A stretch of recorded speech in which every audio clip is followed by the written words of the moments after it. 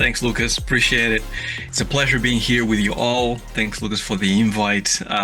We did this last year. It was a ball to actually have like lots of questions towards the end. So definitely keep your questions in mind as we go through it. But we're here to actually find out more about Autodesk Flow Studio. How can you get faster at creating those 3D assets? And how is that beneficial for games? And I've been testing the tool for quite a few months now. And I actually think that it's a really good introduction to a pipeline. And I'll walk through the different scenarios that I think that this is going to be useful for everybody out there, perhaps. But before we actually get started, for all those that are not familiar with my work over the years, I've been around for about a couple of decades at this point, working in games. I have worked in quite a lot of titles over the years, going back to Crisis 3, GoldenEye reboot. I've been doing games for a while now, and then as of more recent, Horizon, Warhammer. I worked also on Star Wars Battlefront and Battlefield, and a bunch of other games. And I've been lucky enough to be a lead, a director, a senior animator, basically a developer working in the trenches for quite a few years. And you learn a lot from, mostly I've been in AAA, but also been in the sphere for the last few years. And there's a lot of connections there that can be drawn that I think kind of like can be very successful and very promising for the future, especially for a tool like this. So this is what I'm here to do, to hopefully do for you guys, is to kind of like, how can a tool like this be used for different types of professionals or amateurs that actually want to succeed in games? And Flow Studio, I think it's a software that has a lot of potential, as I mentioned before. So we're going to cover a few things today. The very first things that we're going to cover is basically about how complicated things are in AAA and AA and how things work normally, and I'll break it down for you guys. And then I'm going to tell you why this process is slow in comparison to what we can get now, because obviously everybody wants to develop better games, but also we want to develop them faster, right? Instead of waiting for 7 years to develop a game. And then I'm going to talk about how Flow Studio fits into that pipeline. And once again, it's not for everybody, but hopefully there's going to be a lot of you out there that are going to see potential in the tool. And then lastly, we're going to talk about testing motion with Flow Studio, but we're also going to talk about like character modeling as well, and prompts as well, and how that fits in with the pipeline. And then finally, we're going to finish with honest truths about some of the potential of the tool, but also some of the things that perhaps we need to kind of like look forward to in the future. So without further ado, let me talk about why things get complicated in game development, because the ideation process is what I think this Flow Studio kind of comes in super clutch. And the way that things work normally in a traditional pipeline when you're working, and I'm going to talk about it first from a AAA perspective, is that you're normally trying to build an idea for the game, but at the same time, you are thinking about the pipeline. And for those of you out there watching this right now that don't know what a pipeline is, it's very much like how an asset or a thing that needs to go into game, doesn't matter if it's audio, VFX, animations, kind of like goes from the beginning to the end. And through ideation, especially in pre-production, when you start to kind of like get a sense of what the game needs, what the design is, and what that pipeline, that flow, the through flow of the departments needs to go through in order to get that idea to game, right? There's lots of steps that you go through it. So you would think in a traditional pipeline that just getting ideas out in the game feeling good would be a fast process, because there's a lot of things that don't work, right? So you kind of just throw things at the wall, see if it sticks, and then if it doesn't work, you try again. However, the reality of it is much more complicated than that, because what ends up happening in reality is that you kind of like overcomplicate the ideation process, because you're trying to get some type of reference, storyboard, narrative, something to kind of get started. This is step one. But then you start to build these models in 3D. This is step two. But as you build your models and you actually are in these big studios, you start to think about exactly how optimized are they going to be these models? Can they fit into engine? And how can we actually make the model better in some ways? And then the riggers, people that actually do the rigs, the skeletons start thinking, but the model, and then we go into animation and then it seems the same thing, right? Like, oh, but the model doesn't move quite well. So we start to kind of like get stuck a little bit into this step two. So we don't really go into capture of the motion until we actually go through a lot of iteration on this step two and step three. So then when we finally get it, and normally sometimes months of work that goes into this, we go into capturing motion capture or to actually get some reference, video reference of ourselves with the camera. So at that point, we know what we're going to get in terms of ideations. We try a bunch of stuff. Some things work, some things don't. And then finally, we say, this is good. So let's clean up the data. Now, as you can probably tell, this process normally takes quite a lot of weeks or months, depending on the scope of the project, which then makes it really complicated to then go back to the beginning to try again if the idea didn't work, right? Turns out, I don't know, maybe our reference was not good, the narrative changed, or, maybe the storyboards need to be. So that actually takes a lot of time and also costs a lot of money. And this has always been a problem, at least to me, because I like to ideate fast and like to kind of throw things at the wall because I believe in getting the best ideas up to the surface as fast as I possibly can. And your first idea is never the best idea, that kind of thing. So I think that this process kind of slows things down, and it has slowed down for all this time. And like I think that obviously to this point we didn't have a better alternative, so we had to work with what we have, but I think that things can be better. And I think this is where Flow Studio comes through because if your idea doesn't land, you need to update the model. If your rig is not really up to scratch, you need to re-rig everything from scratch. If you like your motion is not correct, or if you actually paid for the mocap, which normally costs a lot of money, now you have to recapture and you have to spend that money again and all that stuff. And then, you need to go back to the animator to clean up. There's always an element of cleanup that you need to do. And then you have to repeat until something works. And if you have deep pockets, it's not a problem. But if you're in the studio, if you're small, that is a problem, right? You need to ideate with a free of mind that you're not really spending a bunch of money for nothing. So Flow Studio, this is what I think where what it fits in. So I'm gonna like break down exactly how we actually go first from modeling, for the modeling side, and I'm gonna have help from a good friend of mine called Yogi on this side, and then motion, right? Because Flow Studio does two things. So the idea here for the modeling side, and I'm just going to specifically focus on this bit, is that you can do modeling in Flow Studio in several ways, right? So you can basically type a prompt to get a model. You can have an image to actually get a model, or you can actually have some type of yeah, so basically those are the two things I think that you can have. I think there's a third one that I'm forgetting right now, but we'll get back into it in just a bit because we have videos here.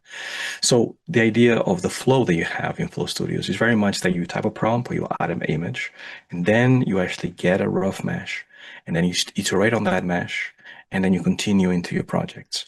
And this takes very little time. And the idea behind this is that your models are not going to be perfect straight out of the bat. So if you actually are used, for all the developers out there watching this right now, if you are used to the regular traditional pipeline that I just mentioned before, you normally get a super clean model that you can use and you can just abuse in that development.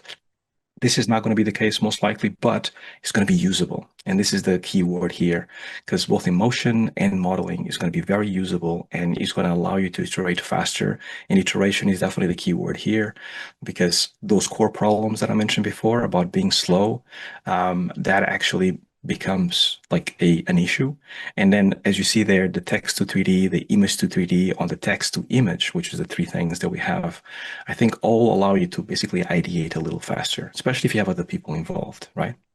So image to text, image in text to 3D is very, very much like you start with a prompt or you start with an image, you describe what character you want or prop or whatever you need to do. Flow Studio then generates that asset in 3D. You can continue iterating in that asset until you're happy with it.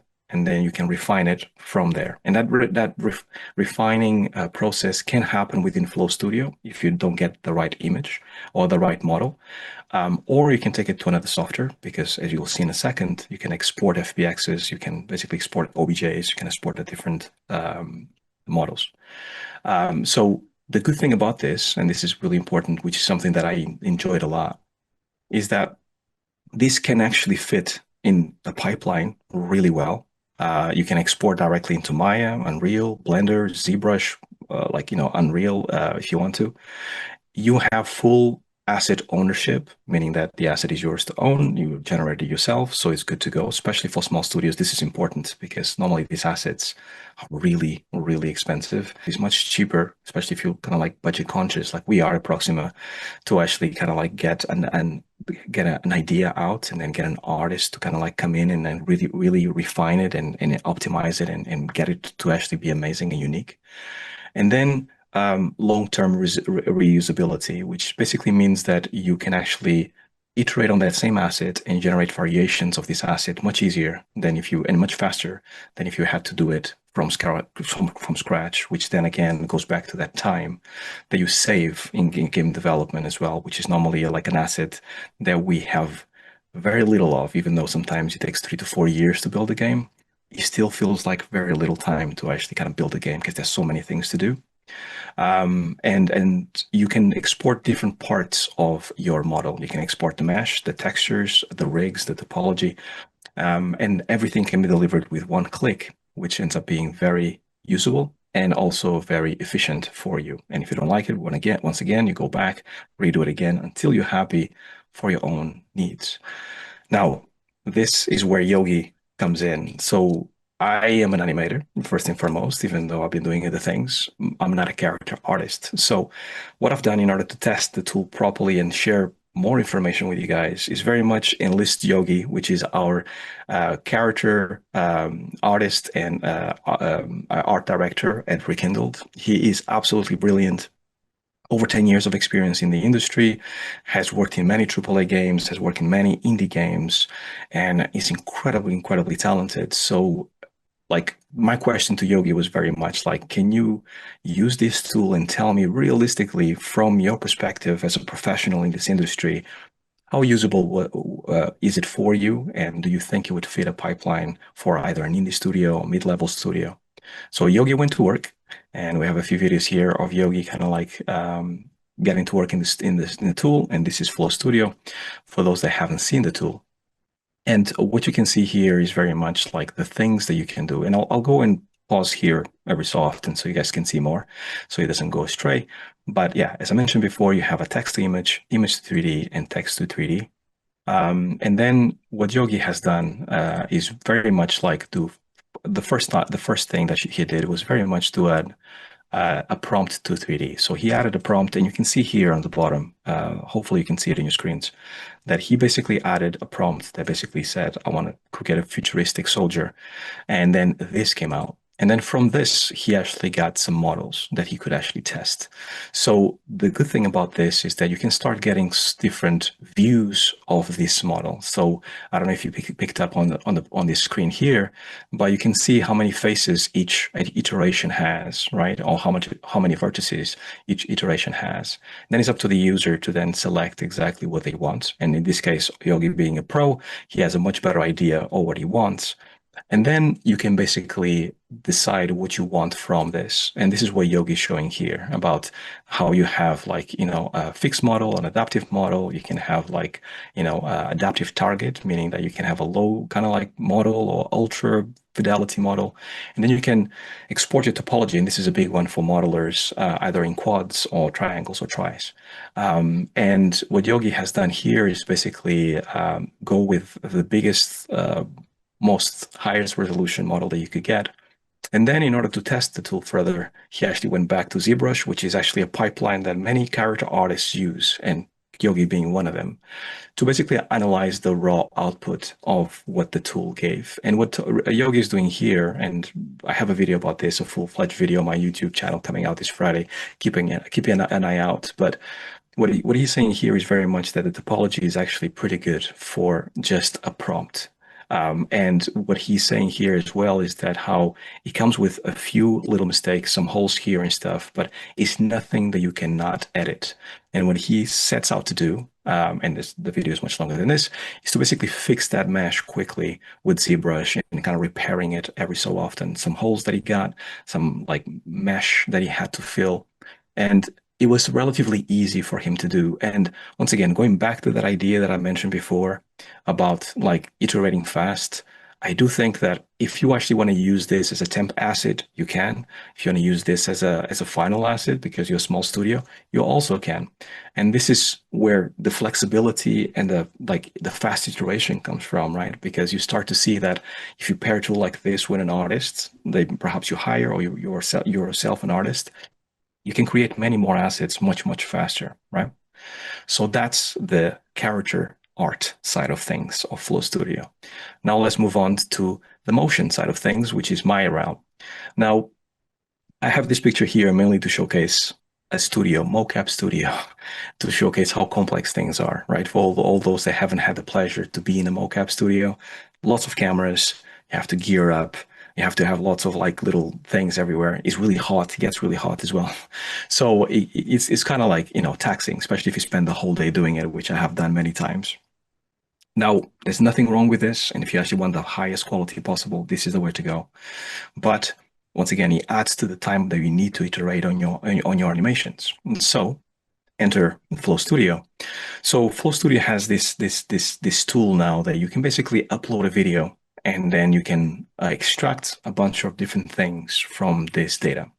And here I basically process basically goes as you record yourself and then you map to a character and then you preview your results and then you can compare or export, right? Now, the things that you can get from that data is very much you can get a 3D model. So the model that you see on the right there that I'll show you a video in a bit, you can extract that. You can extract the motion data, which is going to be the mocap that you actually extracted, which is actually surprisingly good. And then you can extract also the camera data, and then you can also extract Maya or Maxine specifically for you to work with. Now I have here, and I'm kind of like wary of showing this, but I have here myself acting the fool a little bit so you guys can see what the software ingested in order to get to basically the results that I'll show you in a bit. So here's me trying to pretend to be a Kung Fu master, right? So, but what you can see here, and I'll pause it here, is that normally when you actually have these systems where you have to show a video or create a video on an iPhone and then have mocap, normally you have to have certain conditions, such as like a clear place, or it needs to be daytime, or it needs to be even lighting, or it needs to be a clear, like there's nothing against it, or maybe your clothes need to be dark against the white background.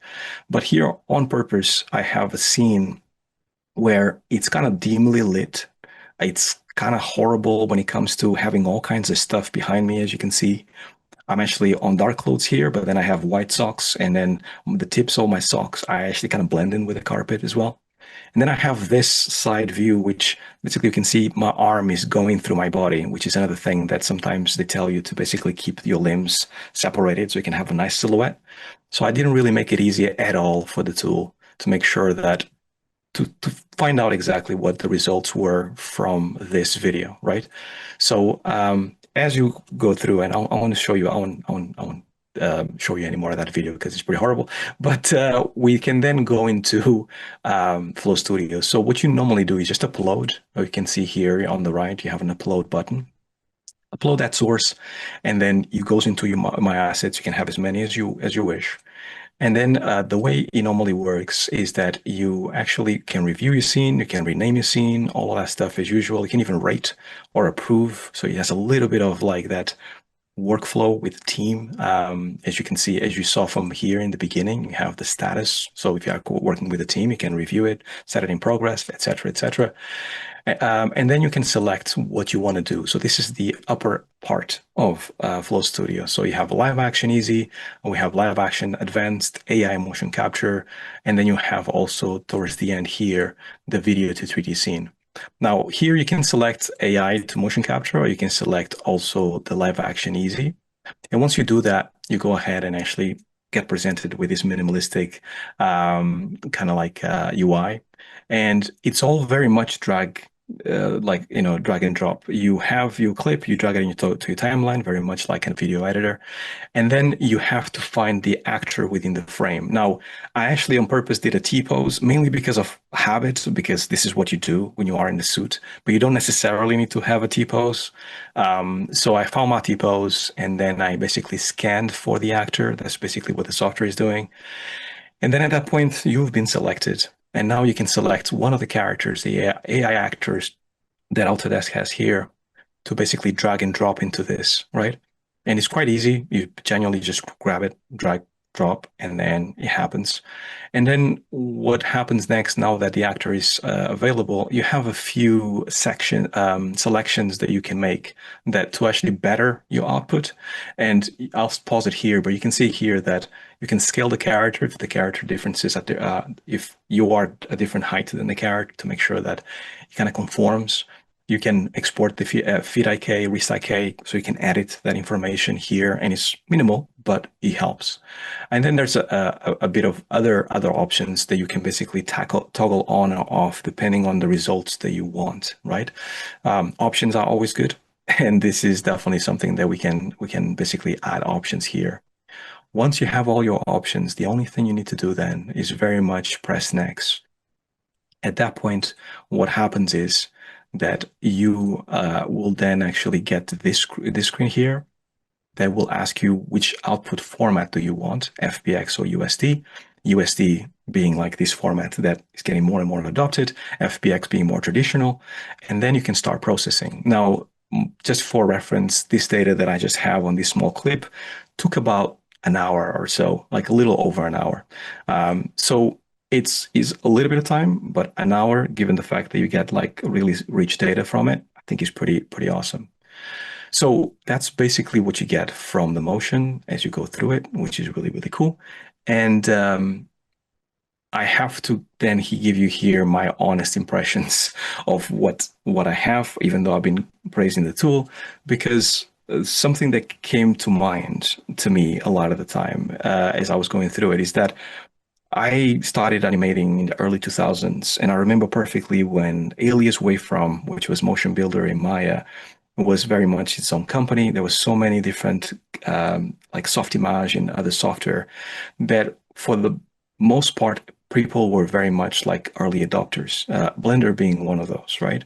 And there is a journey that a software goes through that early on, obviously, there's a lot of amazing tools and you can see the potential, but you know that there's more coming over down the pipeline. And funny enough, Flow Studio kind of reminded me a lot of that software, the software is early on when you just kind of like waited to see what's next, and it was exciting and it was great. And I do think that there's so much, like if you're going to try Flow Studio, definitely try it from that perspective of like, I believe this is the future. I don't know exactly where things are going, but I do think that things like this will save us time, will allow us to be more creative, allow us to try more. So it works really well. But there is limitations, or actually things that the tool cannot do. It's not a magic tool for anybody like watching this right now. And Yogi, for example, I just added this piece here just so you can see Yogi in action in real time. He actually took a picture of himself, for example, and put it in Flow Studio. And I think the object might have been a little too complex, but it did the best it could. It's still something that may be usable depending on like your attire, how maybe if you don't have long hair and stuff. But just know that there is no, the tool is not magical and cannot give you everything. And then the other one was basically this doodle on the image to 3D. Once again, it's a flat doodle, it's a 2D character. So like the Flow Studio, when it comes to importing things like that, you actually get the textures as well, which is great. And you get a 3D model. And I think it's pretty amazing, but just beware that depends on the quality of the illustration or the information that gets given. That's the stuff that you actually get back. And I think that given the fact that it was actually like, a simple doodle, I think he actually did a really good job out of it. So to me, in general, for me, Flow Studio, I think is one of those tools definitely that, at least to me, gets me excited. And me being a little bit of a dinosaur in this industry after 20 years and stuff, there is a thing that we do in the industry a lot of the time, especially in games, that we get used to certain tools and then we work with them and then we don't really learn new things because it's actually quite comfortable, right? I know I've done it with, for example, Maya, because that's what I learned many years ago. And many other people do the same thing. They don't really get to either test or trial other tools because they go, this workflow works. And I do think that just going back to that time that we had way back in the day, trying different tools and having like, different tech becoming available to us is really exciting because you don't never know how much time you could save by using a tool like Flow Studio. And I do think it's very, very cool. So I think that this tool is not a replacement for your pipelines, for your tooling, for the things that you're doing right now, but I do think it's a really amazing addition to your current pipeline. So it saves you a lot of time. That's step one for sure. And it costs a whole lot less as well than a lot of the software out there right now that costs much more than this. Also, it might save you on staffing, maybe, but definitely saves you on ideation, right? Saving that time that you have. And then it lets you test more ideas as well, which is great. So filling fast is cheap, which enable more trials, enable more testing. And I think that this actually becomes like a very interesting tool to see where you can actually fit it within your pipeline. And that's me for this presentation. So with that all being said, I'll pass it along to Lucas so he can take it away. First, Harvey, I do have some question for you. Yeah. Great presentation. Loved everything you shared. I think it was really insightful and great to hear your thoughts too about how you can use it and where do you think it's most valuable. Just to kind of, I guess, go back into some of the points you covered. So obviously, using Flow Studio and a new tool in your pipeline, how do you see it fitting within an existing, game pipeline that you would be using traditionally, for example, with your Maya or your Unreal Engine? Yeah. So at the beginning of the pipeline, that's where I see it. So I hope I made it clear in the presentation, but that ideation part. So one of the things that I actually advise to many animators, and I've been saying this for years, is like try not to jump straight into Maya when you're trying to ideate and think of ideas, because normally you get bogged down a little bit with all the 3D-ness of it, the buttons and stuff like that. So having it outside is great. So traditionally we have been adding like little drawings, references, or going outside and capturing some reference to do it. Same thing with 3D artists. Normally I used to ask them about like, can you create something quickly? So I can basically check out this animation and then we'll rig it quickly and then we check it in game. But there's always this side of the artist that basically wants to be precious about the model. It's like it's not quite ready yet and stuff. So I do think that this kind of becomes this layer on top where before you start actually in that pipeline and going deep into these things, you can start with this tool, see how far you can get, and then have better ideation and concepts and ideas before you go into your full pipeline. And it becomes a massive aid for all developers out there to save time. So we're not precious. I think one of the things that I see the most in games is that sometimes developers become very precious of their ideas, and the longer it goes by, like, that process that I was showing you in the beginning, when you actually see that model, like everybody just wants it to be perfect the first time. And normally when you actually do that for too long, you become precious of that asset and then you don't want to change it and then it becomes complicated. I think this kind of removes a little bit of that layer, and it becomes a little bit more superficial and more of a test trial before you go deep into that rabbit hole of 3 years of production. Great, thanks, Harvey. Yeah, that was a good answer. This question comes from Evgeny. You mentioned that it took about an hour to process your video to convert it into 3D. Do you think it would take less time if the environment was closer to traditional mocap environment, or like a neutral background, better light?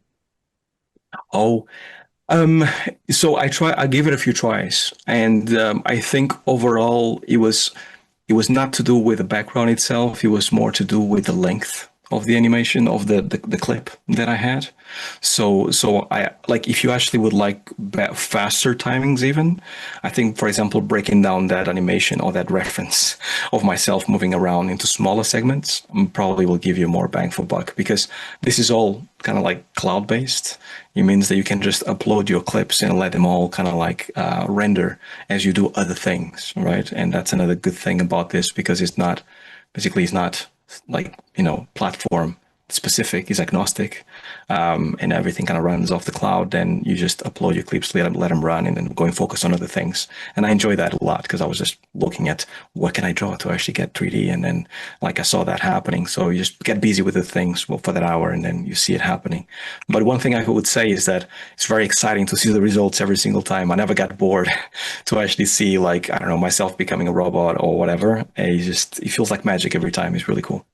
Nice. I do have another question for you as well, too, actually, on my side. Mhm. So basically, like for the results that you kind of showed from the different prompts that you did throughout the presentation, and even for the clips as well, too. Can you elaborate a bit more too on how you can iterate further on what you create in Flow Studio, like sharing Yeah, a bit more too about how the AI is editable and you can like continue. It's not just the final result you get from that. Is there's so much yeah. more that you can continue working on and kind of allow that to be in your full control. That is true. Yeah, yeah. So like like unfortunately I didn't have time to actually add those in, but those little like, options that you have when you actually want to process your data, like IK, FK, hands, feet, and then changing the pelvis and stuff. All of those kind of give you like a few controls for you to basically edit your mocap between in Flow Studio itself. And obviously, for any animator out there, it's not going to be Maya. It's not going to give you that amazing graph editor that Maya has. You're not going to be able to go in and edit things properly in Flow Studio. But I think it gives you at least a first pass. And like that is actually a really good point because what happens normally as an animator is that when you bring that mocap, and anybody that cleaned up mocap out there will probably relate to this, is that the mocap can be either very clean or very dirty, right? And when it's very dirty as an animator, you kind of put your hands in the head in your head and kind of go, oh my God, what is this? And how much time is it going to take me to clean up? And there is no chance for you to basically dodge it. You just have to animate over it and try to get it to be decent, right?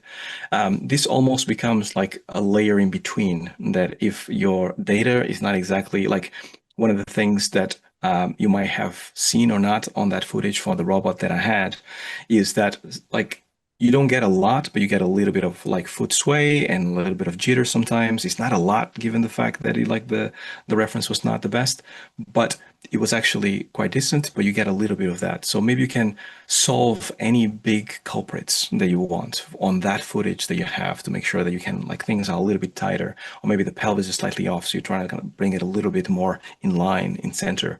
And then at that point, you can export the animation to go to Maya, so you can like dive deep into the animation, and that actually becomes really good. And I really hope the Autodesk team and Flow Studio team continue building on it because the more we can edit within Flow Studio itself, the less we need that extra step to kind of clean up the data properly if we need to go to it.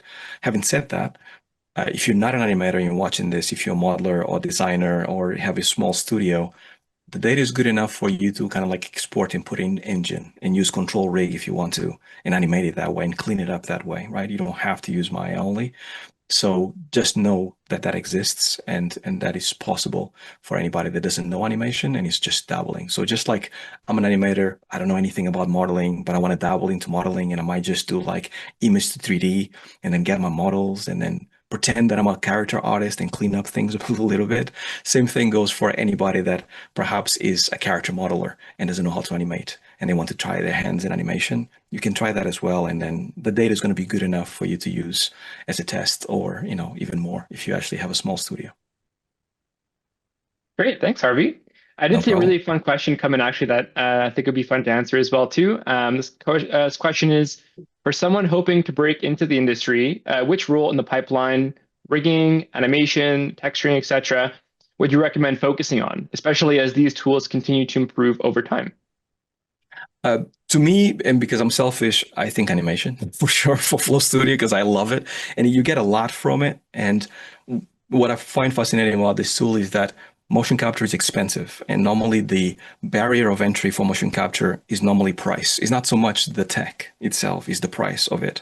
And modeling, texturing, it's, if you actually want to go to those specific disciplines, is much easier for you to get in and do it and put it in game and stuff. So a lot of animators that I know, for example, they started with Handkey because they couldn't afford mocap. So then eventually they got mocap when they got a job or they got the opportunity.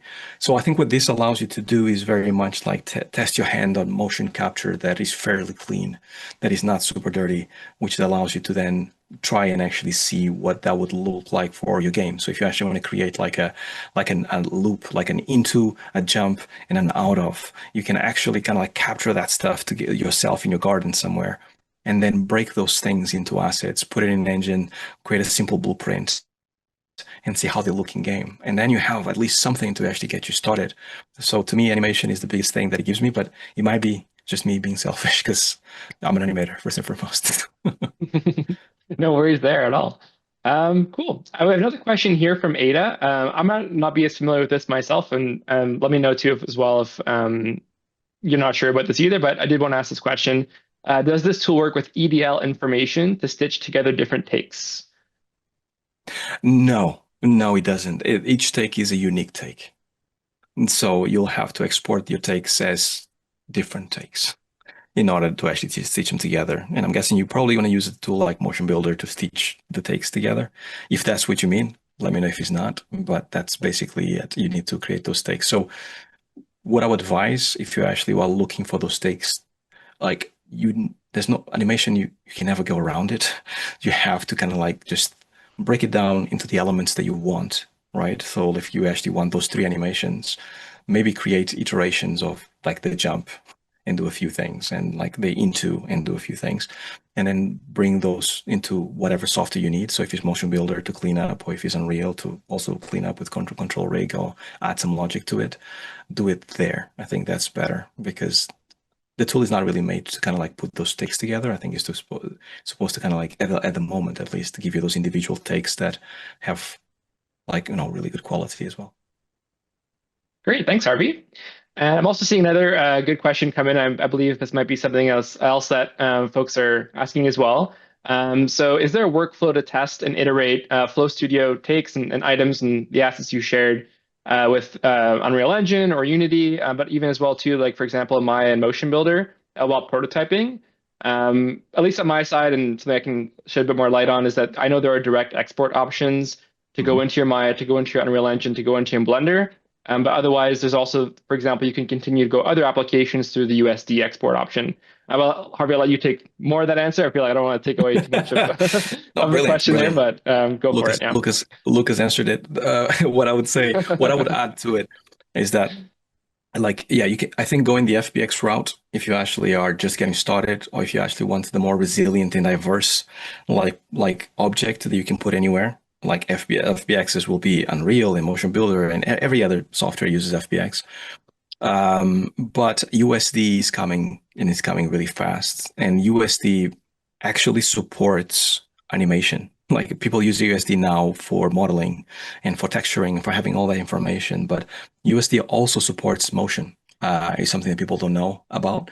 And I would love in the future to actually see a tool like, Flow Studio to actually export like, animations in USD for you to add to a scene in Unreal and stuff.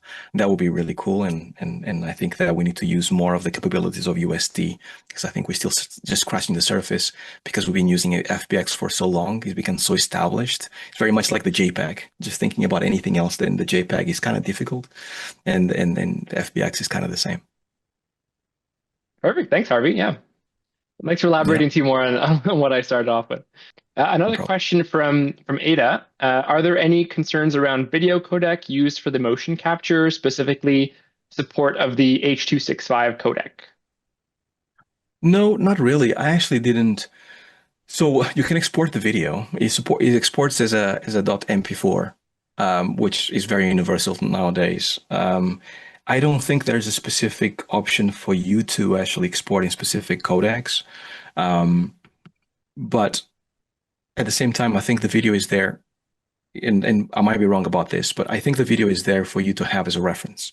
So you already have your original video that you uploaded. So if you upload it from an iPhone, might be a H.265, for example. But if you upload it from like, I don't know, like a Android phone, probably is going to be just an MP4 or H.264. So like ingest the footage and then it allows you to export the footage. And this footage can be exported in two ways. You can export the footage with your 3D character on top. So once again, going back to the cutscenes, you can export that cutscene as a final product and then use it in your project if you want to. Or you can just re-export again your video again, but you already have it as a source. I'm kind of wondering if the person that asked the question is thinking about like more a video editing tool, but I don't think this is it for that. But I might be wrong. Feel free to clarify if you want to. No, perfect. Yeah, thank you for answering. Another question just came in as well from Evgeny. Does Flow Studio create the same rig each time? Is it standardized or is it limited to humanoid only at the moment? Yes, it's just a standard humanoid rig at this point in time.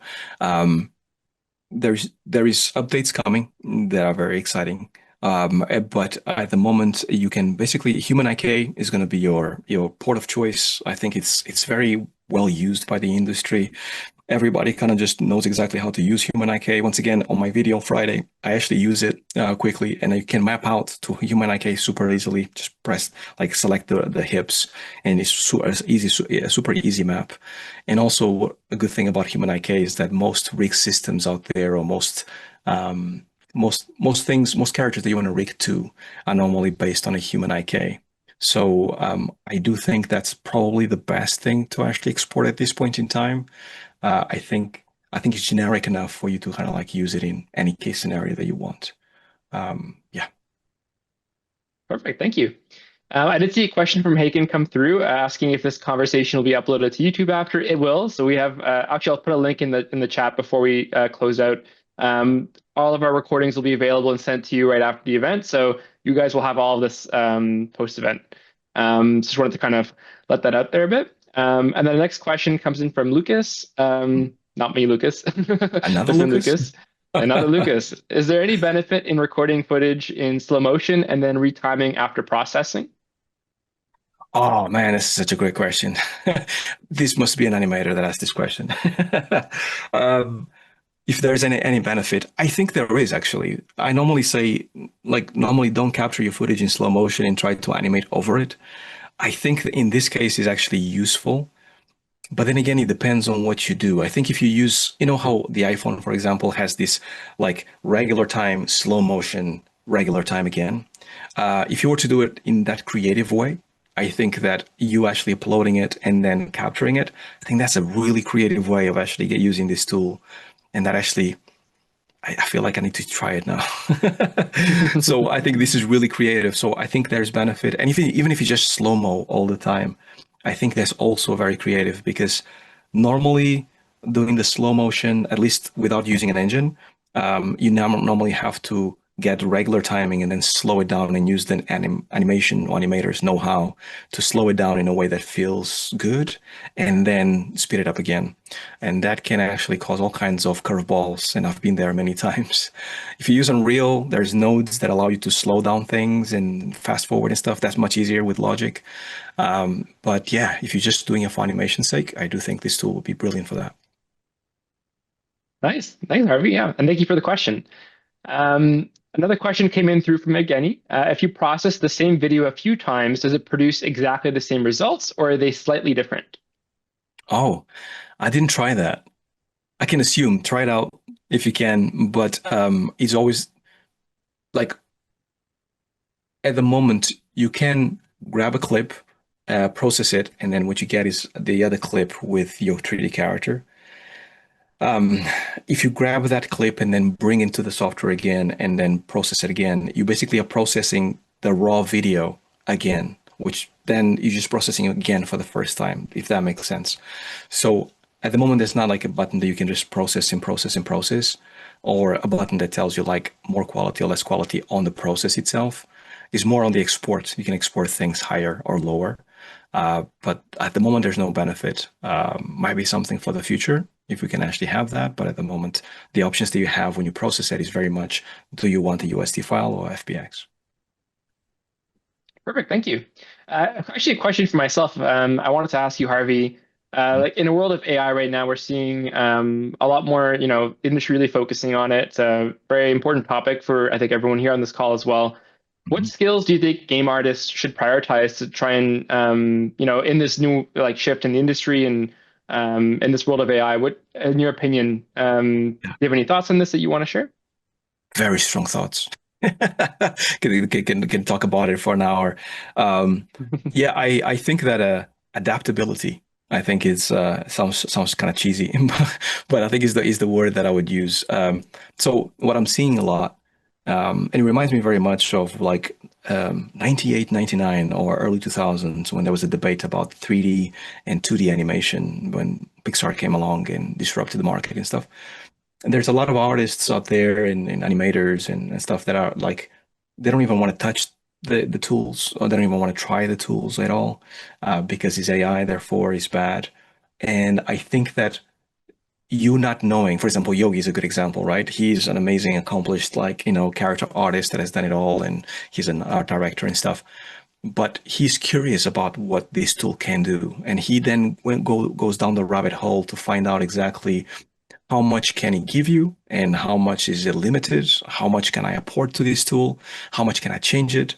And then the conclusion is very much like, I can work with this, and it was a surprise because maybe he thought in his mind maybe it was not going to be that good, but it's not that bad, right? It's not as like, a human made model that is like absolutely too standard, but it's pretty good. And I think that adaptability kind of like ends up being the big crux of the problem because just looking at, I'm old enough to remember that time. And there was animators, a lot of animators adapted to this 3D era and learn about the computer and all the buttons and all the things that you have. And some didn't. And is like, to the industry still there, it's still amazing, but it's not what it used to be. And it's a skill that you might be missing, right? So at least testing things out and like making your own opinion of like a tool, either positive or negative, I think is very useful. And then if it's positive or negative, it really doesn't matter. It's up to you. It's subjective, but at least taking the time to actually kind of like try to expand and learn new things and then find out exactly where you stand with things. I think that's the best way to go. Because if you're stubborn and you just decide not to do something before you even try it, I think it becomes limiting for your creative skills and for your future as well. Yeah, thank you for sharing your thoughts, Harvey.